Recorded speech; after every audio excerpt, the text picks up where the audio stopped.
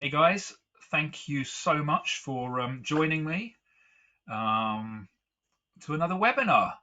So I can see the numbers are pouring in. This is obviously a hot topic. Let's give everybody a couple of minutes because some people don't have GoToMeeting and it can take a little bit of time to get set up. In the meantime, wherever you're from, just drop your location in the questions panel. That's the one to use. Questions are for comments, they're for questions, they're for thoughts, they're for letting me know where you're from. Okay, yeah, it's looking like we've got hundreds. Okay, so Oliver, Oliver from Mystic CT, Bianca, Cape Town, South Africa, Marie, Brittany, Shivam, Hatfield. You should have just come to the shed because that's about 5 minutes from here. Rebecca, of course, from Brighton. Carly, Glasgow. Max. Hello again, Max. I've seen you before. London.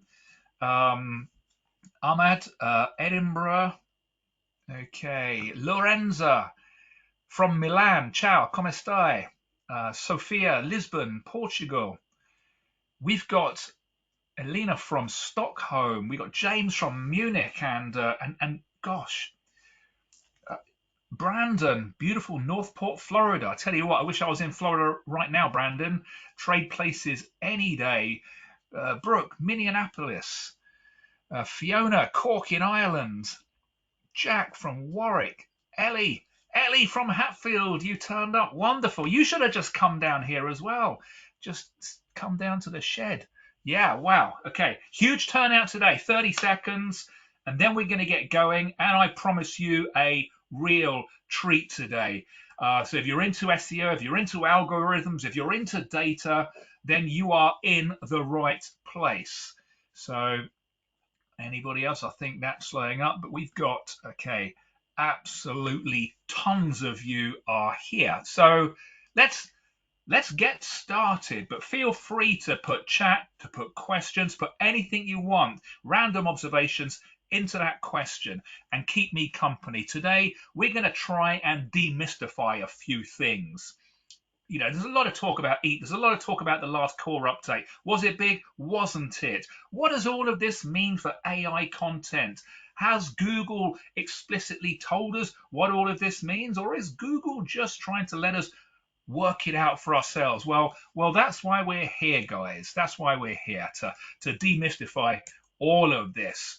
So if you know me, then you know me. If you don't know me, I'm John Earnshaw. I'm the Chief Product Evangelist at Datametrics. I'm going to be sharing some Pi data today. And if that gets you excited, then reach out if you want a demo, if you haven't seen it, haven't used the platform, if you're not already a user.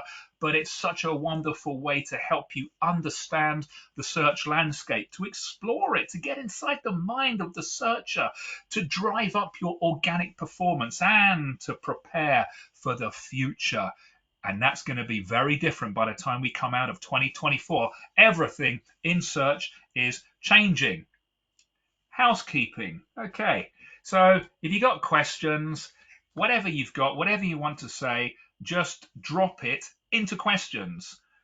Don't use the chat. The chat apparently is for myself and my wonderful team behind the scenes. User reactions, please.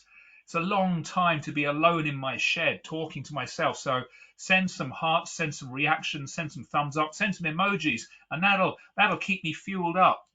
Natasha, you're here as well. So good to see you.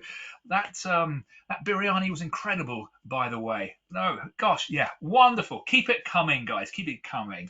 Thank you so much. Okay, session is recorded. If you have to jump before the end of it, then you will get a link to the recording. And of course, any feedback or requests.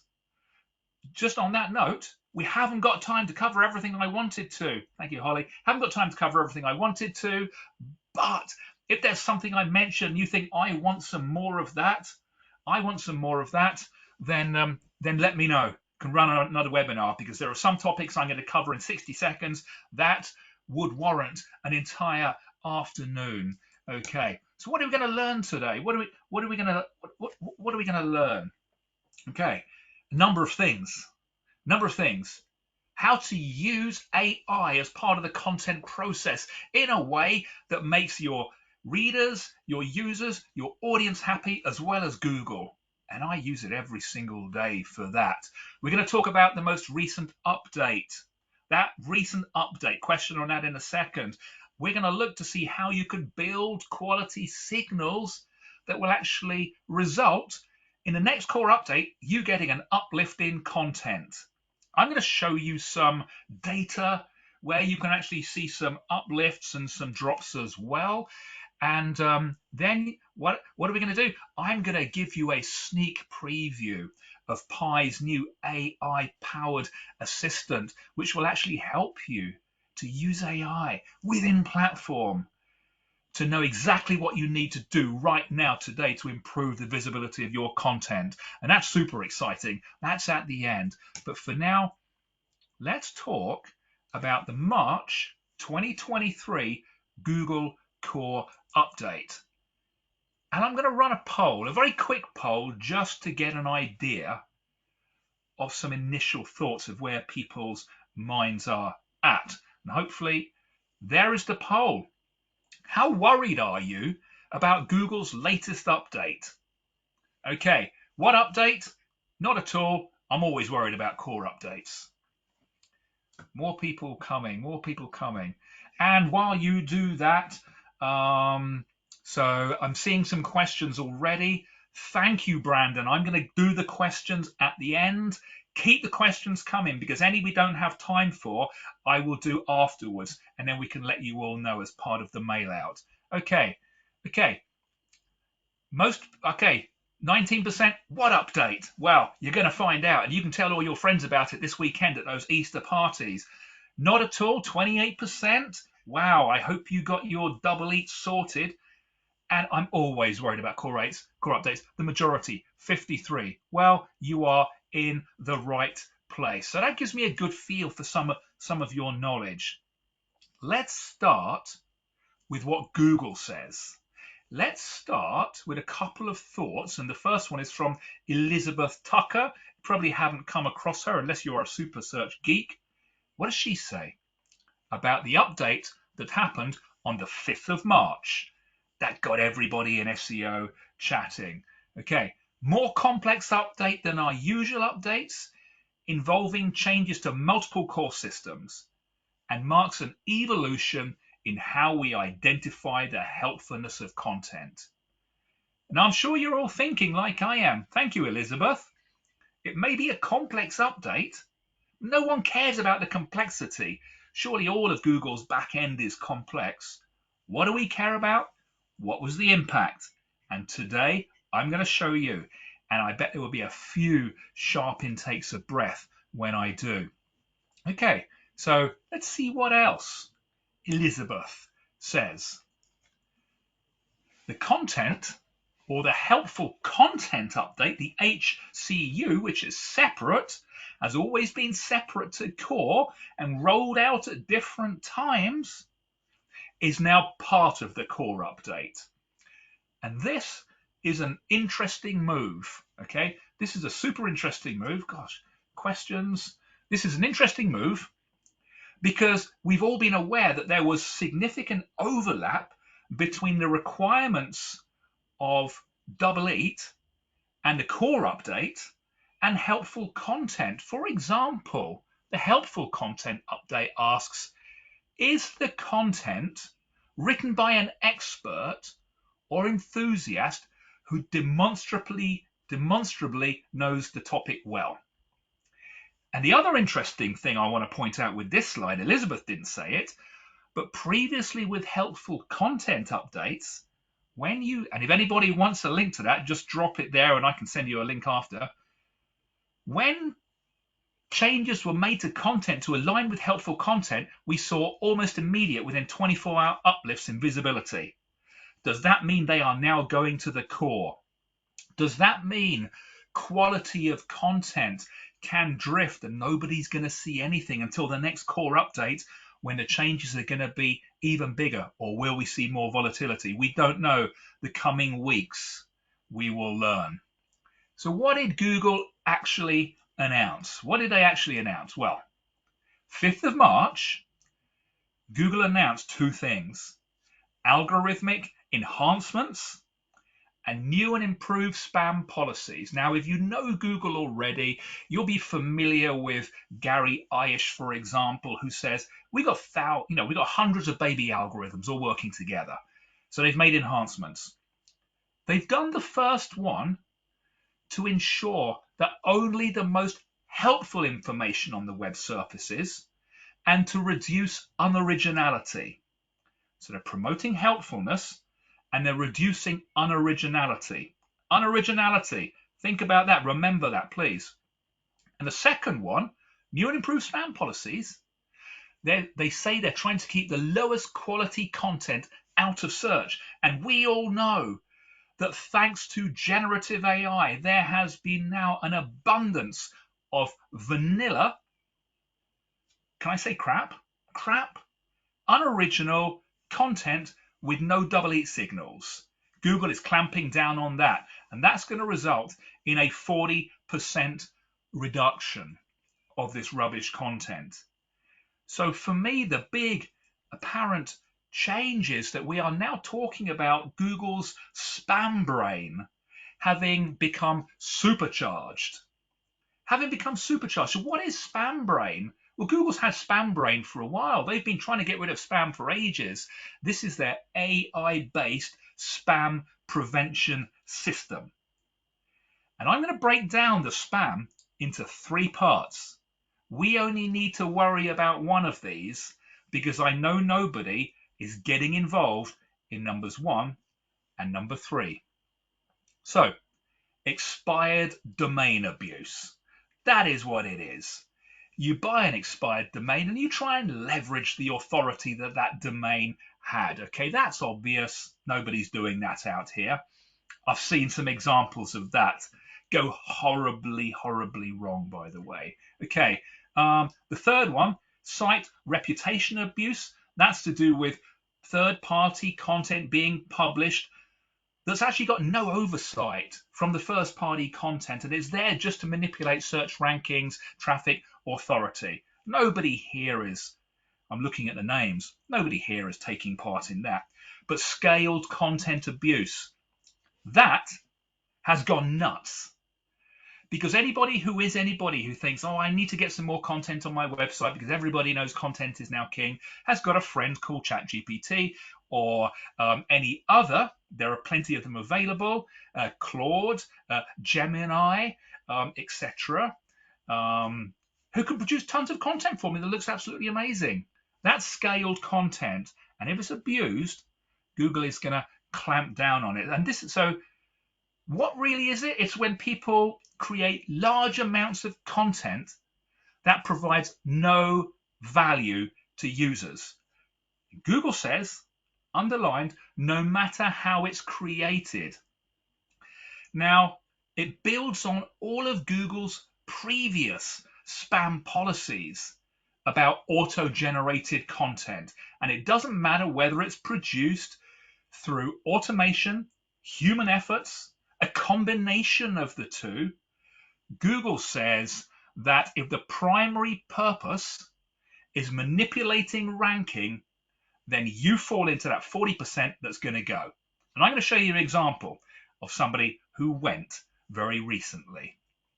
So again, it's all to do with what's the primary purpose of your content. Is it for ranking? If it is, I'm sorry. Are you putting the human first? Hi, Rachel. You arrived late. That's fine. I forgive you. It's all right. I know, Rachel. I'm not just being mean. Okay. Let's take a look at what Google can do. If it thinks your content falls into these categories, is your content just to help your user understand or purchase or come to a decision? Here's a nice website. I would say it's a nice website. You can't find it anymore unless you go to it directly. It's called News Unzip. Let me give you a clue. Let me give you a clue. Sorry, I'm just checking my internal messages. Ah, more questions again. Wonderful. They're going to be dealt with at the end. Think of the Daily Mail. If you're from the UK, think of the Daily Mail and imagine it just got a whole lot worse and a whole lot more clickbaity and a whole lot more nasty. Okay, I'm not saying it's nasty, but a whole lot more nasty. Imagine that.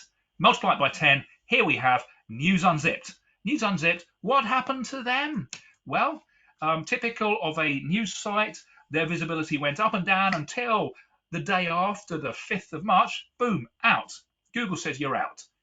You, my friends, are one of the 40%. So I'm hoping there's nobody, plenty of people from the US here, but nobody affiliated with this site. How do we know it's vanished? Because here we're looking at visibility for multiple terms, and they specialized in talking about all sorts of celebrities that I never heard of. My goodness, go and look at their content and use that as a boilerplate of what not to do. What not to do, unless you want this to happen to your visibility. Even worse, site operator, gone. Literally gone. That is what happens when you do not send quality signals. And Google says for sites that violate our spam policies, and there are 3 new ones, they may rank lower in the search results or not appear in the results at all. Look at that. The plug was pulled. Don't see that very often. It's an absolute cracker. So what else are we seeing? Well, it turns out quite a bit. Quite a bit. And what are we not seeing? We're not seeing amazingly positioned sites that have already been ticking the boxes of double eat, more on that, helpful content, core web vitals, all that sort of thing, because they were filtered out last year, the year before. They were filtered out in the way that this site was. And if you're from the US, you may remember this. Credit Karma, a multi-billion-dollar business. Now, I'm going back to 2020. This was the May core update, the same type of update as we saw on the 5th of March. That was a core update, affects you site-wide. There's no immediate recovery. This business was bought, sold a few months before, I think for about 5 billion. Okay. And then this happened. Glad I didn't buy them. But anyway, they lost mass visibility. And it was obvious why. No double eat signals, no quality. But fast forward 2 years later, 3 years later, 4 years later, well done, guys. Now we're looking at the US SERP landscape, okay, and the impact on 3 domains. 3 domains in finance. If I said news, I'm sorry, this is finance. So we're looking at finance here. There's Credit Karma in green. This is a visibility index looking at their overall pure visibility for high volume search terms. They got a boost in November. Well done, guys. All that work you did up to then paid off when the core update rolled out. They got a significant boost 5th, 6th of March. Yeah, thank you for the thumbs up, guys. I really appreciate that. I really appreciate that. Keep them coming. Hearts, thumbs, whatever. Show me you're still out there. So they saw these results. That didn't just happen overnight. The results might have been overnight, but the effort that they put in and the effort that they went to send better signals, 6 signals typically, 6 signals, paid off here. Let's look at some close-up visibility. Okay, I love this. This is it. High volume search terms related to credit cards and air miles. Big in the US. I probably need to find my air miles. Okay, big in the US, travel credit cards, high volume terms, and literally you could see there straight after.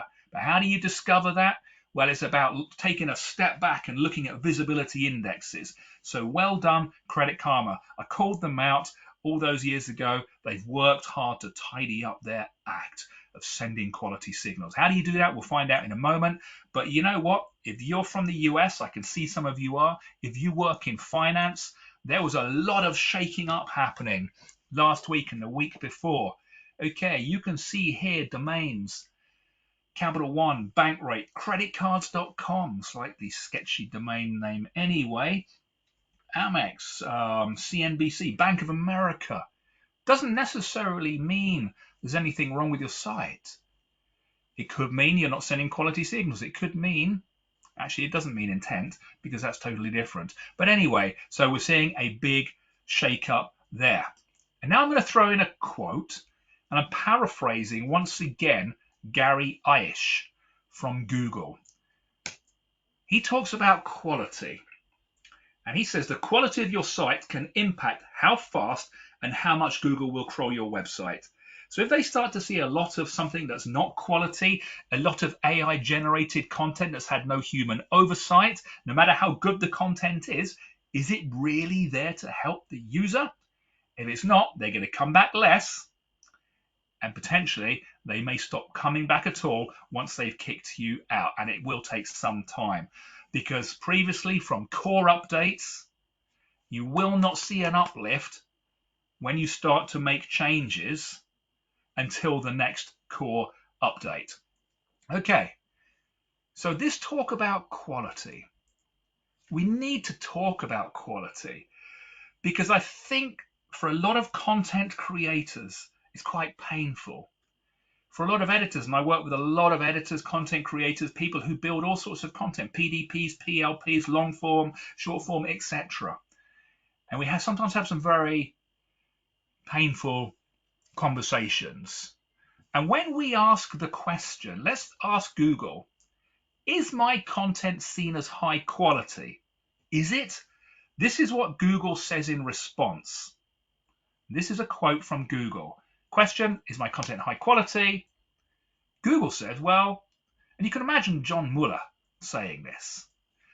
Does your content demonstrate it was produced with some degree of experience, such as actual use of a product, having visited a place, or communicating what a person experienced? And it's a good question. So that then comes down to this point. How the heck can you demonstrate quality in a way that gives you the uplift that you have seen there from Credit Karma and others? And if you want more examples, then just let me know, because I can pull those out and send them to you. We just didn't have time today to look at too many more. Okay, so we come to EAT. Experience, expertise, authority, and trust.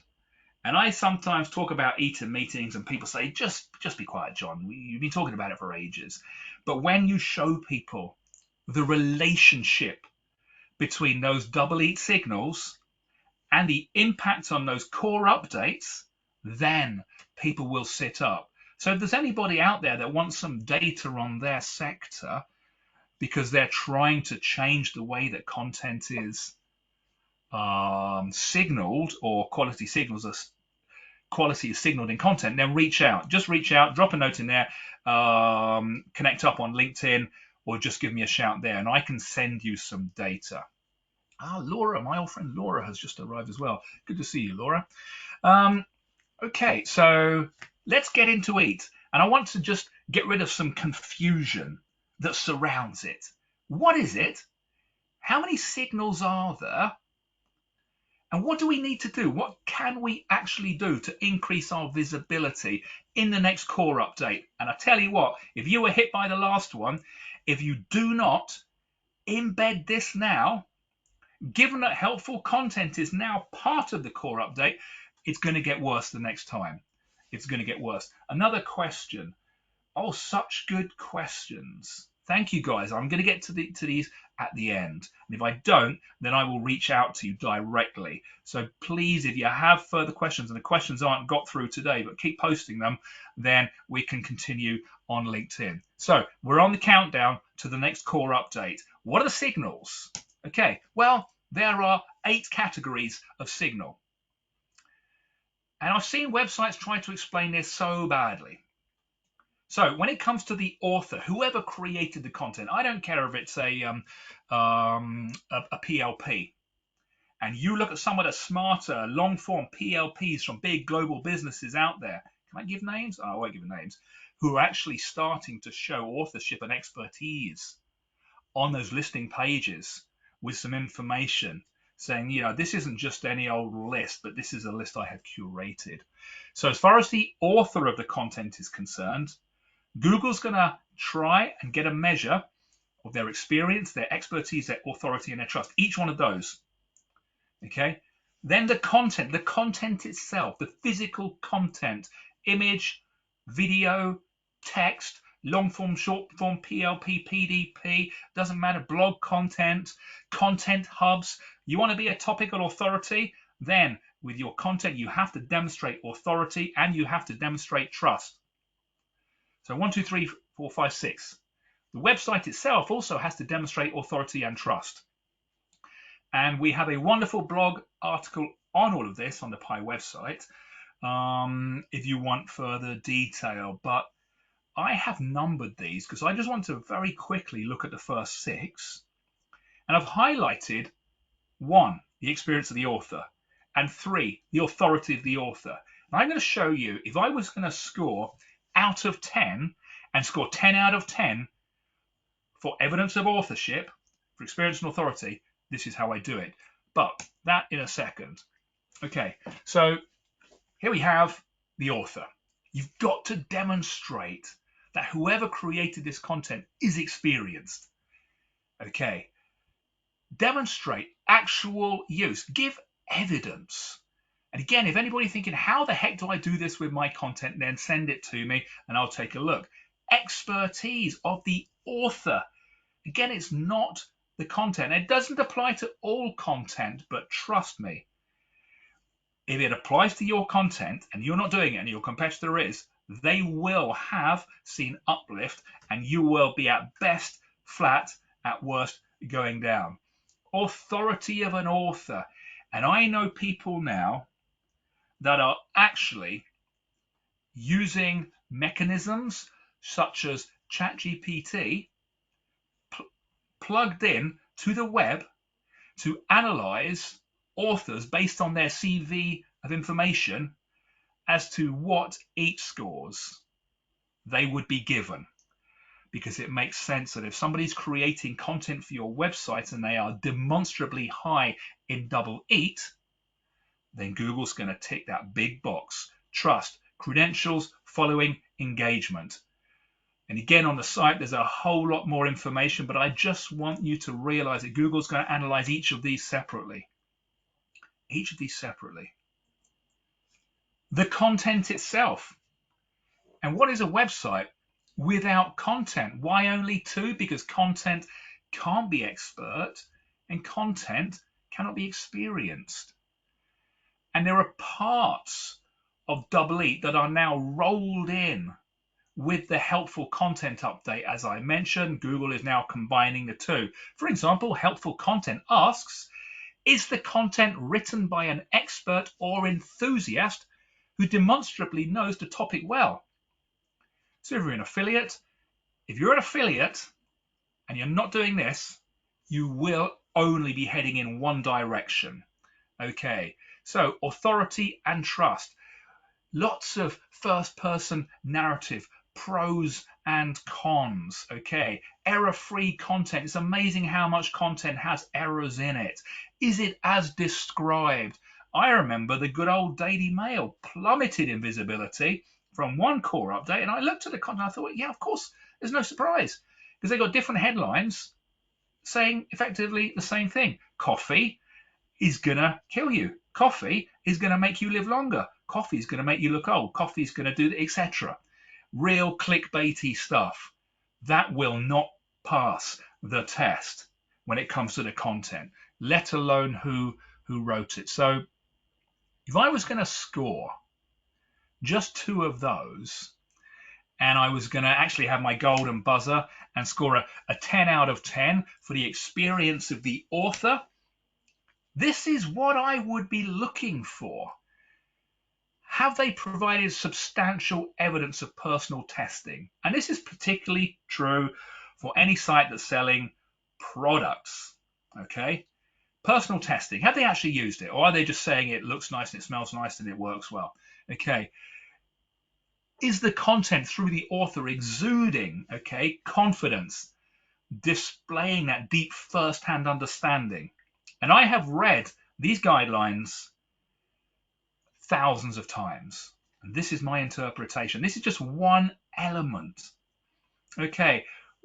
Reviews that are rich in details. If you're reviewing a product, personal anecdotes, the difference between having and not having is going to play out. Insightful observations that only come from personal experience. That's what I'm looking for. And if you're asking, well, how can I apply that to my question? Okay, so we got loads more questions. Yep, keep them coming in. Keep them coming in. Okay, let me give you my top 10, my golden buzzer for the authority of the author. And I shouldn't say this, but if I was going to employ an author to write any form of content for my site, I'd be looking for this. And I'm not the only one. Strong presence in the field, clear evidence of authority, a significant following, because Google doesn't just look at the byline or indeed the bio, it goes off-site and it looks to see what other people are saying. Are they following? What's the communication? How do we know that? Because we've got the quality raters guidelines. The quality raters, of course, okay, I didn't say this, so don't quote me on it, are probably going to be replaced by AI, because why not? Because why not? Okay. Author recognized by peers as an authoritative source in the field, indicating respected, well-established position. I'd be looking for that. Don't know whether I should be saying this, but if I'm looking for an author, I want to give my content the biggest opportunity. It doesn't matter. It could be the same content, but Google's looking for those signals of authority and trust from the person who wrote the content. Okay, so let's talk about AI. Let's talk about what AI. And before we do this, let's remember what Google says. Their long-standing spam policy. Think of spam brain, okay? It's always had this objective, okay? That the use of automation, including generative AI, their words, including generative AI, is spam. If, in bold and underlined, it's spam. If the primary purpose is manipulating ranking in search results. If that's the purpose, it's spam, and I'm sorry, but you're going to be one of the 40%.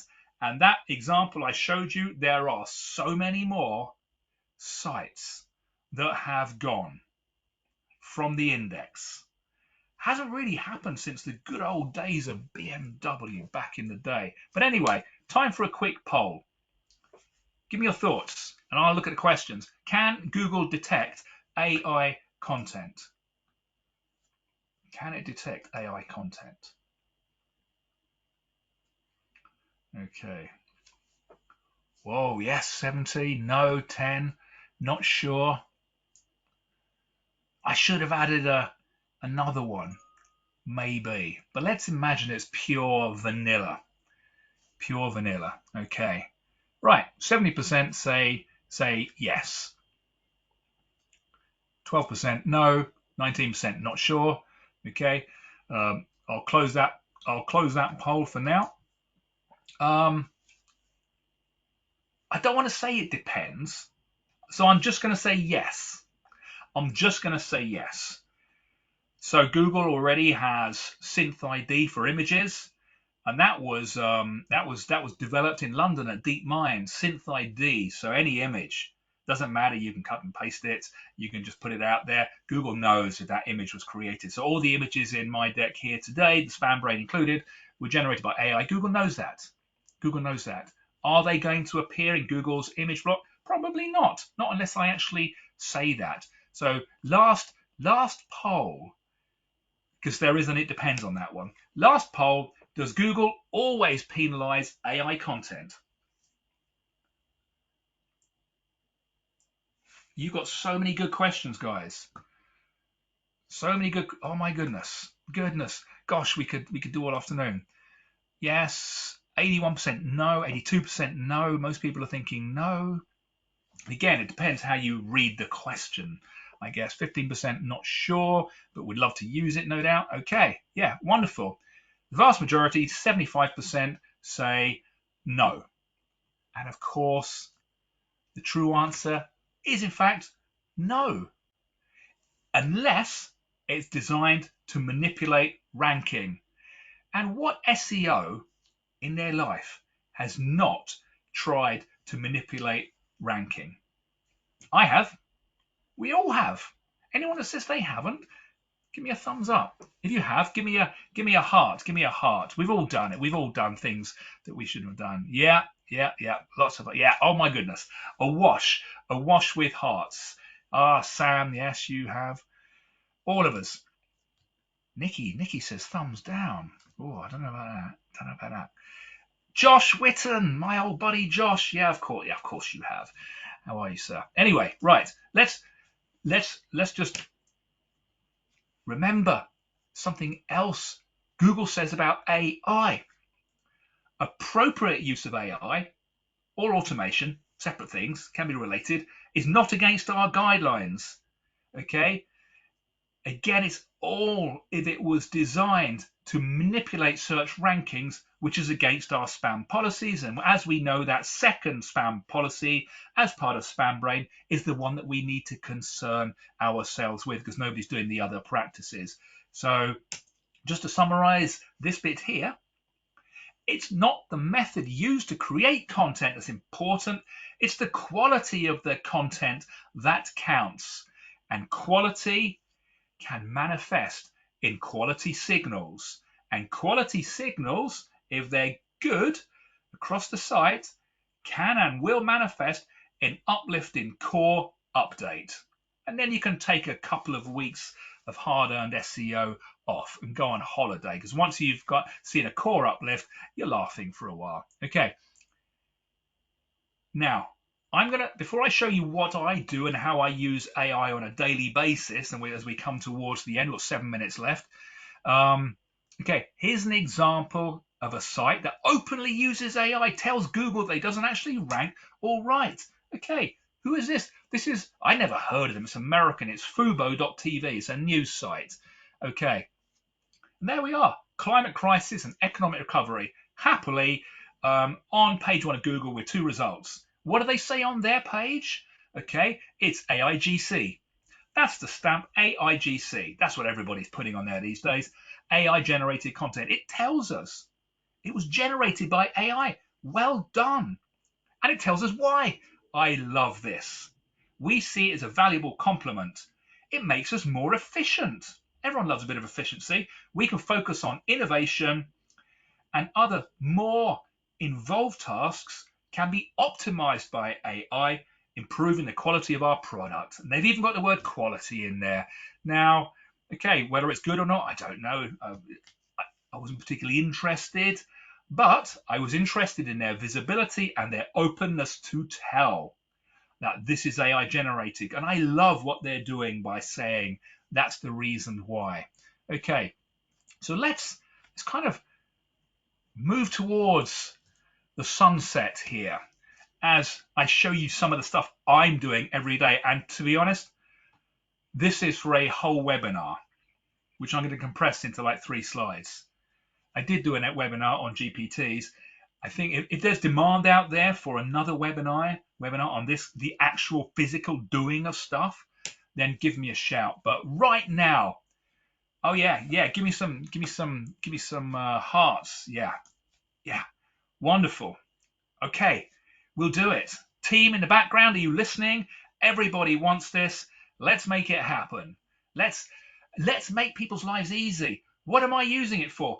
Content ideation and research. Oh my goodness, Gemini. If you're not using Gemini, it's brilliant. Give me ideas for content that I want to write about. It's like having an intern. Yep.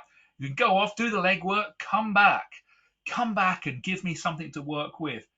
Topical gap analysis. I want to be a topical authority. Who doesn't? Okay. Just ChatGPT on its own. You don't even need to build anything. Double EAT analysis and recommendations. Build a GPT. I've built one. It's amazing. And that is now built in to Pi. And I'm going to show you that in a couple of minutes. Helpful content analysis. Build a GPT. Layering. Layer Gemini, Claude, ChatGPT for your first draft of long form content. And again, I'm so conscious of time. Okay, my top 5 wider uses right now. Bookmarklets and scrapers. Oh my goodness, if you're not building those, then we need to talk. Building conversational equivalents ready for search generative experience, keyword extraction, crawl analysis, Excel and Sheets. Gemini's built in. Copilot, ChatGPT. Here's an example. So team, how am I doing? Yeah, I'm not going to, I hope this doesn't just get shut down in a couple of minutes. I've built a GPT that will actually convert your keywords into SGE, conversational equivalents, and classify them by intent as well. You feed those into Pi, you build a visibility index, and that shows you your performance in the future. And of course, if you're using Google Drive and Docs, Gemini's now built in. Yeah, if you pay 20 bucks a month, that will build you an SEO button that every SEOer wants. So in the final 3 minutes, guys, give me 3 minutes. I'm going to show you something that's going to be the most exciting thing you've seen all week and for the rest of the month. And you'll be talking about it all over Easter. AI-powered contextual optimization recommendations are coming to Pi. More question. Oh, it won't get shut down. Don't worry. Give me a couple of minutes, guys. Give me just a few more minutes of your time, you amazing people. Give me a heart if I can run over by 2 or 3 minutes. Okay. Yes. Oh, wonderful. Oh, look at that. Making my Easter, guys. This is the most exciting thing that I have seen in search in like 20 years. Imagine if you had a piece of content that wasn't performing so well, or a bulk of content. Imagine that I was in the room with you or another SEO expert who said, okay, well, I'm going to analyze that. I'm going to analyze it in the context of your ecosystem. What other content have you got? What does your internal link architecture look like? What does the SERP landscape look like? What do Google's algorithms say right now? Okay, spend an afternoon looking at double EAT. What about the competition? Well, that now is baked into Pi. If you want a demonstration of that, and again, just reach out. Let's look at double EAT first, those wonderful quality signals. And I was looking at a website all to do with healthy lunch ideas, because I need to get healthy. We all need to get healthy. Now, wouldn't it be wonderful if Pi, and now it can analyze your content with the expertise of Google's algorithms baked in, and actually understand not only who wrote the content, determine that, but tell you exactly what they need to do to improve the performance from a double EAT perspective across those 6 dimensions. Not only that, that's going to guarantee you an uplift in the next core update. No wonder I'm excited. No wonder I can't sleep at night, because this is the best thing to happen in SEO in years. Next, if you want to improve your content, why not have some AI-based recommendations, again, in context, bearing in mind who your audience are, who your competitors are, what the search landscape looks like, and actually tell you how you need to shape your content. Again, not just say, oh, ChatGPT, what can I do with this page? Because that's not going to work. There's no context. Helpful content baked into it. Well, it's all taken care of. Analyze the extent to which your content is sending helpful content signals. And then finally, how do I give my content the authority boost it deserves? Because I don't know how to use site operators. Frankly, I can't be bothered. And there isn't an SEO expert in the room. Well, this will take care of it for you. It will actually analyze your internal links. It will look at what's indexed in Google. It will identify opportunities for links and suboptimal existing links and tell you exactly what you need to do to boost your authority. So we've got instant visibility boost. We've got long-term. And if you're starting to use this now, come the next core update, your website and your content will be sending the most beautiful quality signals. And as we know, those quality signals ultimately manifest in the form of core updates. And let me just finish with some takeaways. I've got 2 more slides. If you don't know it, you should try and find out your impact history for both core and helpful content. And that's just a case of utilizing the data. And if you want to talk some more about that, then I can help you out. Don't rush into it. I posted something on LinkedIn a few weeks back and I said, oh my goodness, core update. Look at what's happened to this poor site. Luckily, I didn't name them, okay, because the dates overlap. But you need to look at the data. And when I looked at that, stepping back, looking at it, it wasn't. The pattern wasn't there. If you've been impacted, don't panic. It is still rolling out. It's the biggest change in search in years. And if you're shaping AI or worried about it, there's all those ways I went through. And I would love to do another webinar if you want to take you through those and actually show you my GPTs. Pi, we've built some amazing GPTs as well. Thank you, Bianca. Yes.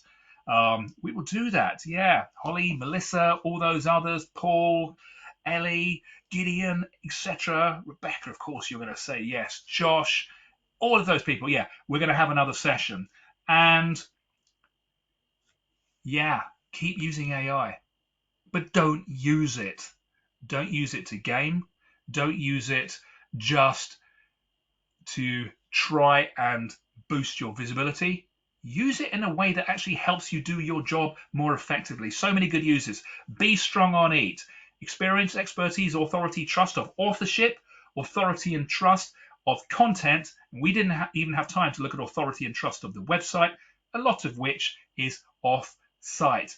And above all, I even got away with only mentioning it once, search generative experience. Guys, know that the conversation is coming. If you're interested in that PyGPT to convert into conversational equivalent by intent, then just reach out on LinkedIn, contact the team, and we can help you.